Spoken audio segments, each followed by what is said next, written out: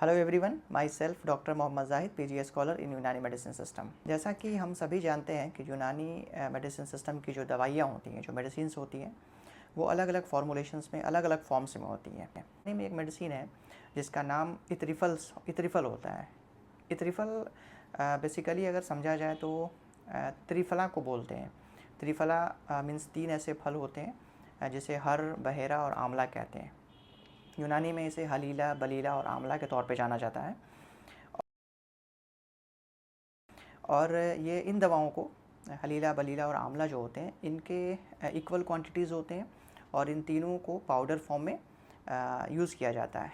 Basically सबसे most importantly क्या होता है कि इन तीनों फल के इक्वल क्वांटिटीज़ को माइल्डली हम रोस्ट करते हैं घी में, या फिर रोगन बादाम होता है जिसे आलमंड ऑयल होता है, उसमें हम रोस्ट करते हैं और फिर इसे एक फॉर्मूलेशन के तौर पे तैयार करते हैं जिसमें और दूसरी टाइप्स की या फिर दूसरी सिंगल हर्ब्स मिली हुई होती हैं।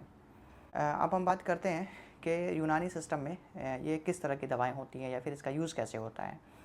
तो यूनानी मेडिसिन सिस्टम में जो इतरिफल्स होते हैं, जैसे इतरिफल उस्तुखुद्दूस, इतरिफल किशनीज़ी, इतरिफल ज़मानी, इतरिफल कबीर, इतरिफल मुलय्यन, ये अलग अलग जो इतरिफल के नेम हैं या फिर इनके अलग अलग नाम हैं। तो इनकी जो वजह होती है बस इतनी होती है कि कुछ इंग्रेडिएंट्स जो इसमें ज़्यादातर मिले होते हैं, या फिर उनके फंक्शन ऐसे होते हैं जो ज़्यादा इंपॉर्टेंट होते हैं, या फिर किसी ऐसे जो यूनानी फिजिशियन है जिन्होंने इनको डिस्कवर किया, उनके नाम पे इनका नाम बेसिकली रखा जाता है। यूनानी सिस्टम में ये एक तरह की एक ऐसी यूनिक टाइप की कंपाउंड फॉर्मुलेशन है जो बेसिकली आपके ब्रेन सिस्टम और जीआईटी सिस्टम दोनों से इंटीग्रेटेड वे में वो काम करती हैं। और इसका जो मेन एक्शन होता है वो क्लिनाइजिंग एक्शन होता है, यानी कि cleansing of brain tissues like blood vessels, arteries and veins, या फिर आपके cleansing action of gut system. ये सब चीज़ें जो होती हैं इनके फंक्शंस होते हैं। बेसिकली ये होता है कि यूनानी लिटरेचर में जो ब्रेन डिजीज़ का कॉन्सेप्ट है या फिर बॉडी में डिफरेंट टाइप्स के डिजीज़ कंडीशन डेवलप होने का कॉन्सेप्ट है, वो ज़्यादातर ह्यूमरल इम्बैलेंसेस के बेसिस पे होते हैं। यानी कि अगर आपके बॉडी में ह्यूमर्स का इम्बैलेंसेस होते हैं और वो ह्यूमर्स आपके मॉर्बिड मटेरियल को फॉर्म करते हैं, और वो मॉर्बिड मटेरियल अगर बॉडी के किसी पार्ट में, यूनानी के अकॉर्डिंग जिसको हम मुफरद आज़ा कहते हैं यानी सिंपल ऑर्गन्स, उसमें अगर वो एक्यूमुलेट होते हैं जिनकी वजह से उनके फंक्शन क्या होते हैं, डिरेंज कर जाते हैं।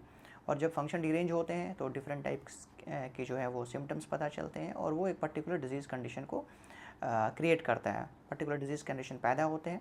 और इस बेसिस पे, इस वे पे यूनानी की जो फॉर्मुलेशंस होती हैं वो उन मॉर्बिड मटेरियल को बॉडी से बाहर निकालने का काम करती हैं। जो बॉडी के मॉर्बिड मटेरियल को इवैक्यूएट करने के लिए जो कॉमन जो पैथवे है, like through urine, like through stool वगैरह से जो बॉडी अपने वेस्ट मटेरियल को बाहर निकालती है, तो उसके थ्रू जो है ये यूनानी की फॉर्मुलेशन काम करती हैं।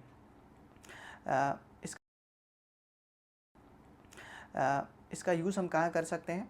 तो सबसे ज़रूरी है कि यूनानी में जो ब्रेन डिजीज़ का कॉन्सेप्ट है उसमें हम इसका यूज़ करते हैं। डिफरेंट टाइप्स के हेडेक्स में इसका यूज़ किया जाता है। कि अगर साइकोलॉजिकल कंडीशंस होते हैं लाइक एंजाइटी, डिप्रेशन, या फिर आपके थॉट्स डिरेंजमेंट होते हैं मोस्टली इस केसेस में, या फिर ऐसे थॉट्स जो ज़्यादातर नेगेटिव हैं, या यानी कि ब्रेन सिस्टम से जुड़ी हुई ऐसी तमाम जो कंडीशंस होती हैं, ऐसे तमाम पैथोलॉजिकल कंडीशन जो आपके साइकोलॉजिकल थॉट्स को भी डिरेंज करे, उन सब के क्योर में, उन सब के मैनेजमेंट में इतरिफल्स का यूज़ किया जाता है।